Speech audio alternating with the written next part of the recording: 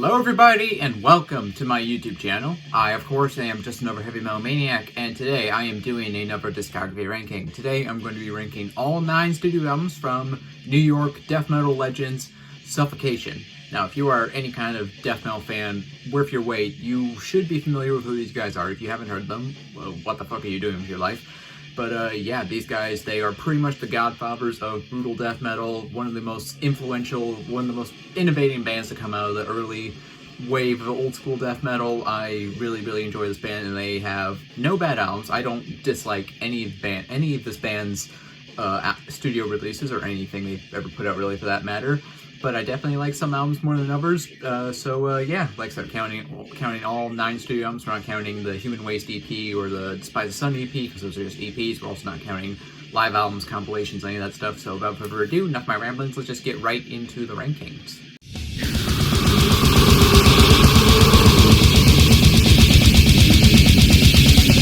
So of course we are starting at last place. So my number 9 choice is Blood Oath, released in 2009.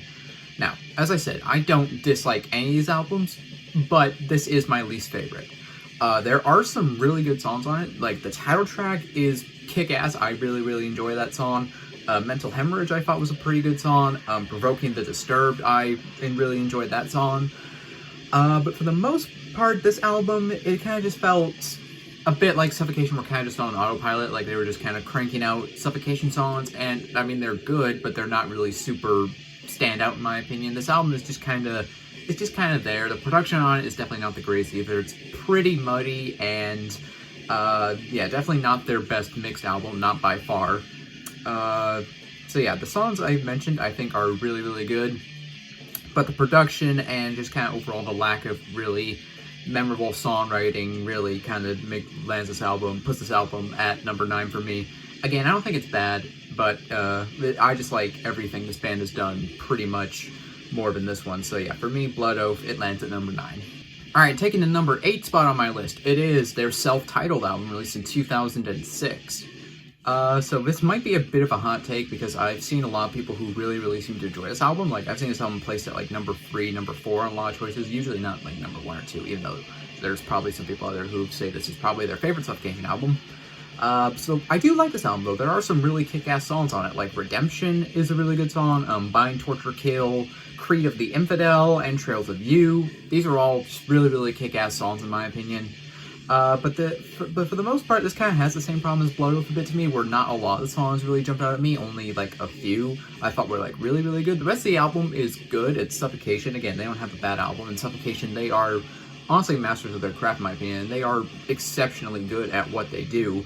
But not a lot really jumped out at me on this album. I'm also not really a fan of the production on this album either. To me, I don't know, it just kind of sounds a little off. It's kind of muddy. It's kind of, I don't know. It's really just not, I just really am not big on the production on this album. I can't really explain it, but to me it just kind of sounds off. And yeah, so for those reasons, for me, the Self-Titled album, it's not dead last, but it is second to last. Again, might be a bit of a controversial take, because I've seen a lot of people who really seem to like this album, but I've also seen some people who kind of seem to be not big on this album, so I don't know.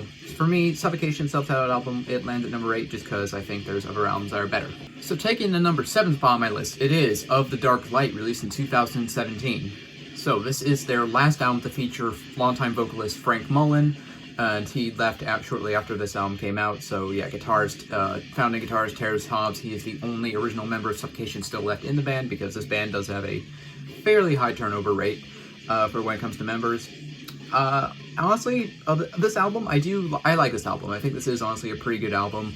I like a lot of the songs on it, like Clarity Through Deprivation is a banger. Your Last Breaths I thought was pretty good. The title track is pretty good. Caught Between Two Worlds I really liked.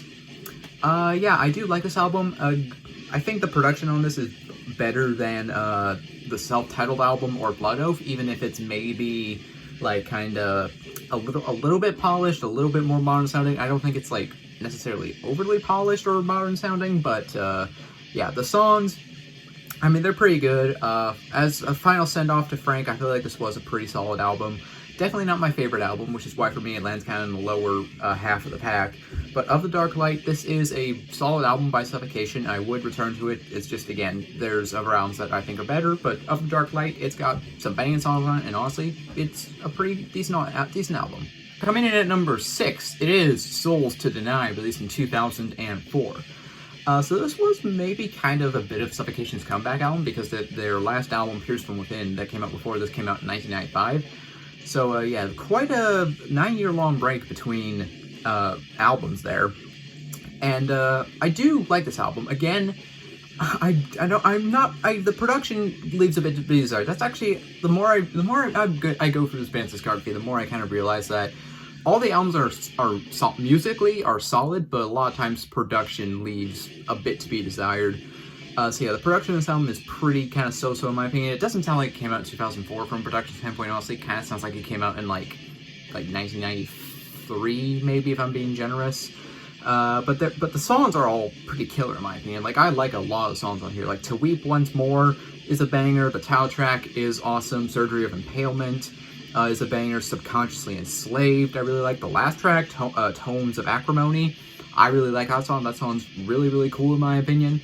So yeah, I do like this album. Number 6, it doesn't seem high, but if it had better production, it might go higher, but because again, I don't really like the way this album sounds.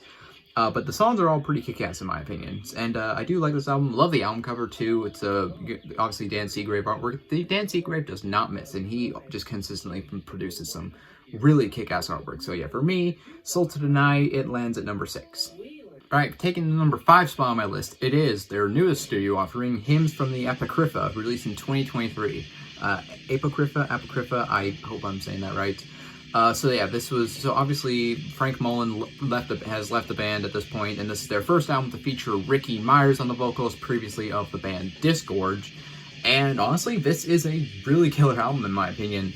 Yeah, this is definitely just, really awesome. A lot of songs very technical, obviously, because this band's always been kind of pretty technical, and a lot of songs in my opinion are just absolutely killer. Like, the title track is awesome.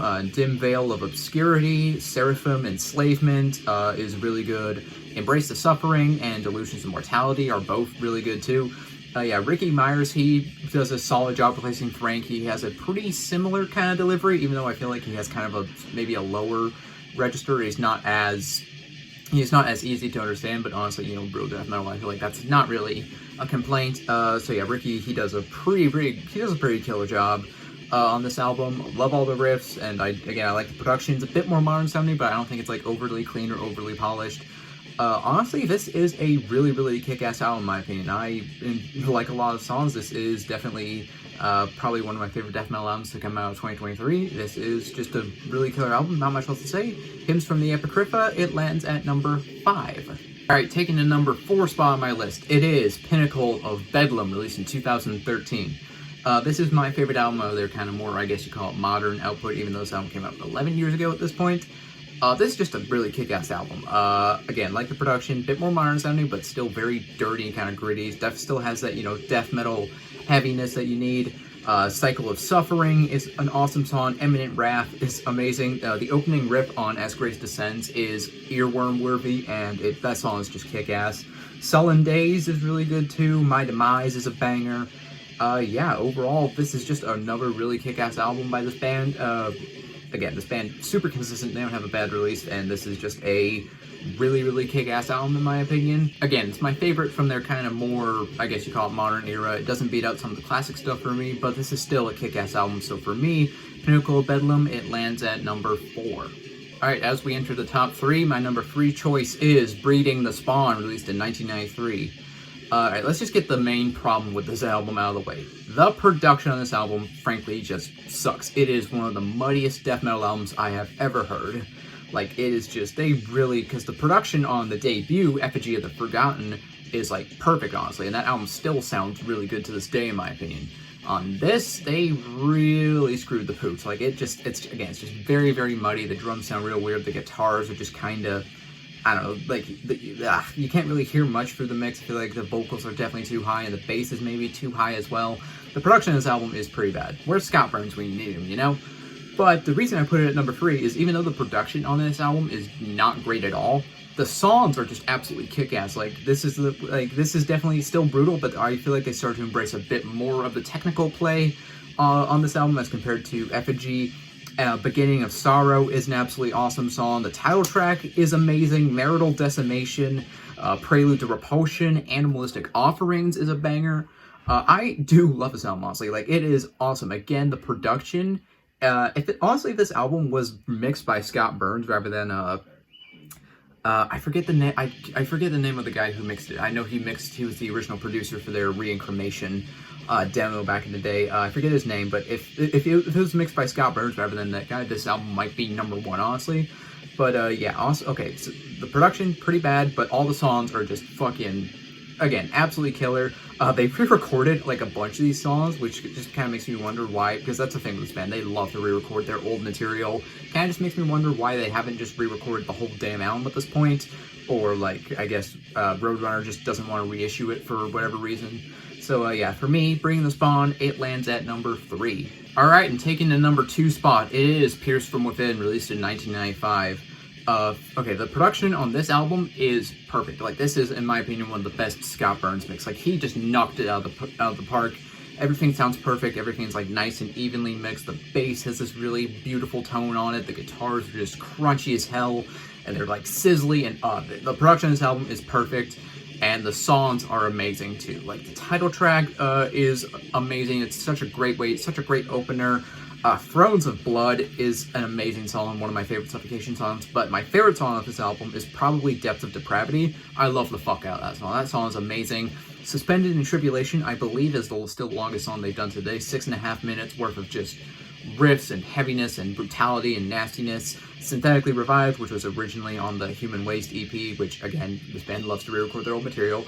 The re-recording on here fucking just absolutely kicks ass. The Invoking is amazing too. I love this album. This is like a perfect mid-90s death metal album. Like, this album kind of just captures everything great about New York death metal. It's got all the heaviness, it's got all the brutality, it's got the beefy riffs, it's got the Frank Mullen's amazing vocals.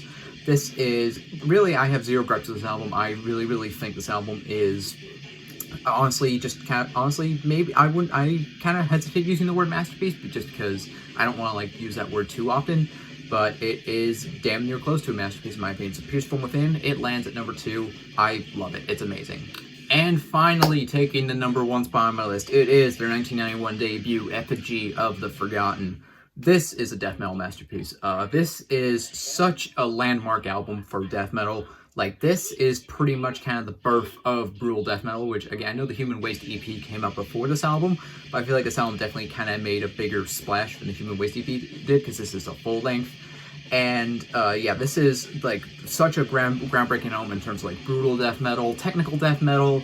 The genre of slam would not exist like without this album, because the slam is pretty much a genre dedicated to just playing Suffocation breakdowns. And I would argue even like a lot of deathcore bands owe a big chunk of their existence to this album, because again, you hear the breakdowns on this album, like you're gonna hear those all over a ton of deathcore bands. And yeah, straight away songs like Liege of Immorosity, which that song alone is such a landmark track, and that's like, you know, because obviously the breakdown on that song, which there's other slam breakdowns on this album, but that, because that's the opening track, I feel like that one song alone like made a big splash in the death metal scene. Title track is absolutely killer. Seeds of the Suffering is amazing. Mass Obliteration, which actually features Corpse Grinder doing backing vocals, which, yeah, him and Frank together, just, God, such an amazing duo that those two make. And he also does backing vocals on Reincarnation as well, which, yeah, that song's also kick-ass. Involuntary Slaughter is amazing. Jesus Wept is such a banger. Yeah, I love this album. This is one of my favorite death metal albums of all time. Again, such a hugely landmark album, like a groundbreaking album for brutal death metal, tech death, all that stuff.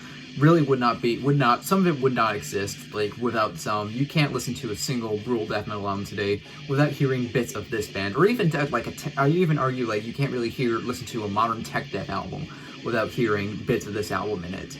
Just such a hugely landmark release, and I really love this album. Effigy of the Forgotten, it is my clear-cut #1 Suffocation album. And that concludes my Suffocation discography ranking. If you made it to the end of this video, you are awesome, and I appreciate you. Do consider leaving a like on this video. If you enjoyed it, leave a comment down below. Tell me, do you agree with my rankings? Do you disagree? Let me know down in the comments, and do consider subscribing as well if you're not already, because I do have a lot more content coming your way. And that about does it. I just number Heavy Metal Maniac. I'll see you all sometime in the future. In the meantime, all of you take care and have a fantastic day. So long.